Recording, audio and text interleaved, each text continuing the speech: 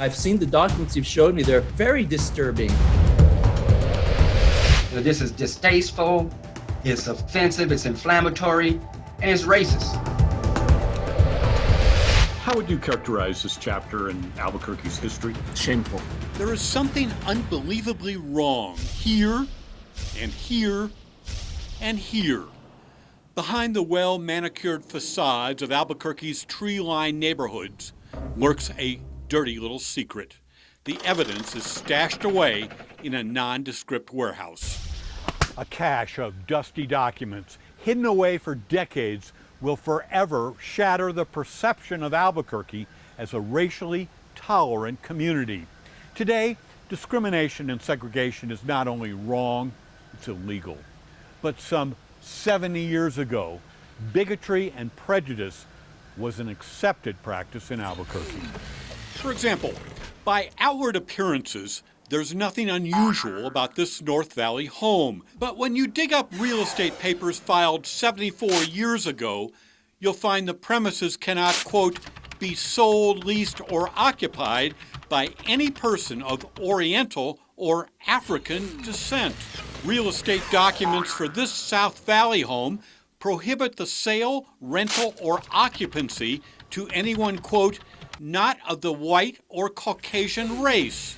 In the McDuffie Place neighborhood, property restrictions dictate, quote, no person of any race other than the Caucasian race shall own, use, or occupy any building of this subdivision.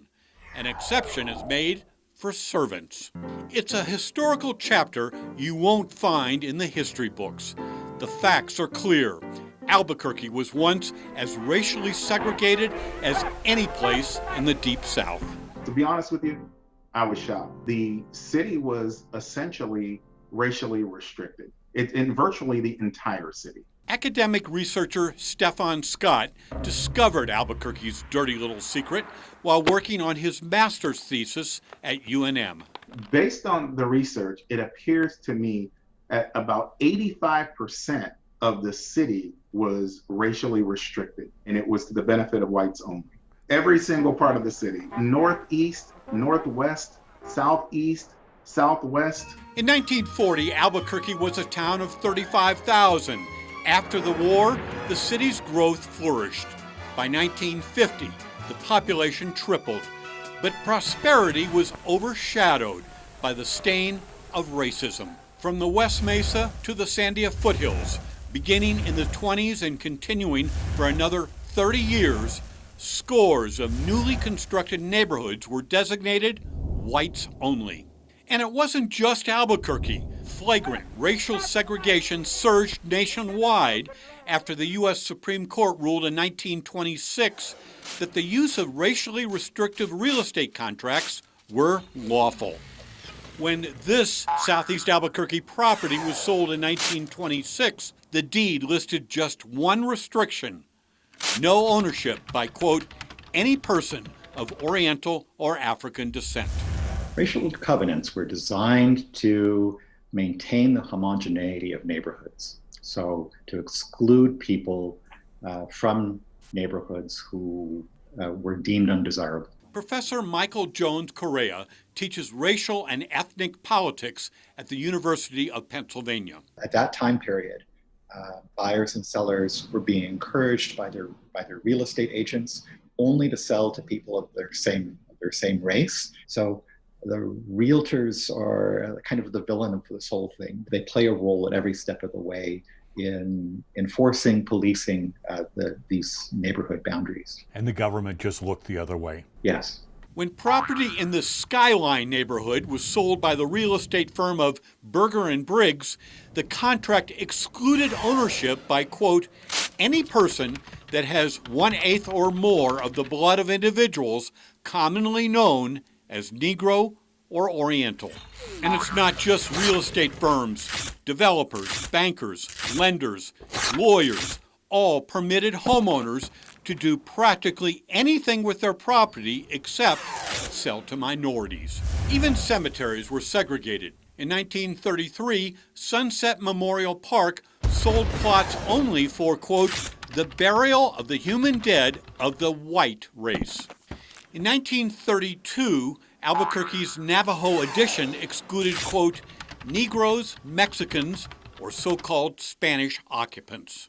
In 1948, the U.S. Supreme Court put an end to racial covenants. However, the practice continued in Albuquerque for another decade. What was your reaction when I called you and said, hey, there were racial covenants in Albuquerque? Shocked. I was shocked. I mean, I know it happened in other places, but that doesn't happen here in my hometown, Larry. Rob Martinez is New Mexico's state historian. It was discrimination. It was racism, blatant, laid down in documents. Anyone would read that should feel offended. Dr. Harold Bailey is president of the NAACP's Albuquerque chapter. You have to just wonder, what were they thinking? What was in their hearts?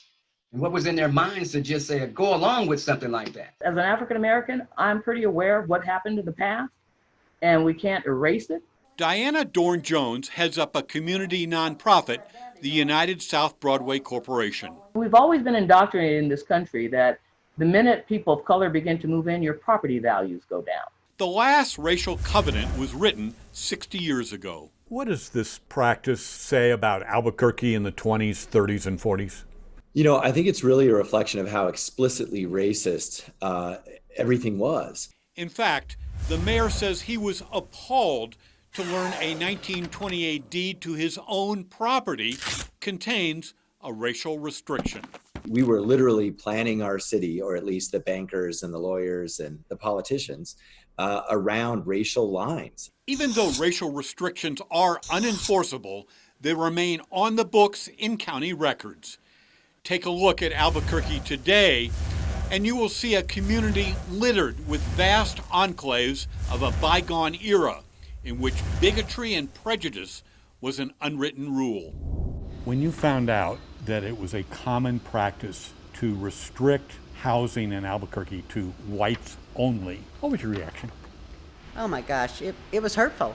Bernalillo County Clerk Linda Stover says even though racial covenants are today illegal and offensive, they must remain on the books. I'm not a lawyer. I don't have authority to change a legal binding document that's been recorded. So it needs to be done legislatively. I was astounded. State Senator Jerry Ortiz-Pino says he will take this issue to the legislature in January. We have a really ugly chapter in our history, a very racist, discriminatory history. It makes me ashamed and really makes me want to do something about it. It is a shameful part of our history. State Senator Daniel Ivy Soto has prepared an affidavit homeowners can file with the county clerk renouncing racially offensive wording in real estate documents. It's supremely offensive if we allow that language to continue on in the documents that describe the property that people are selling and buying in New Mexico. They always say you can learn from history. Well, this is it, folks. This is our chance to learn from history. Larry Barker, KRQE, News 13.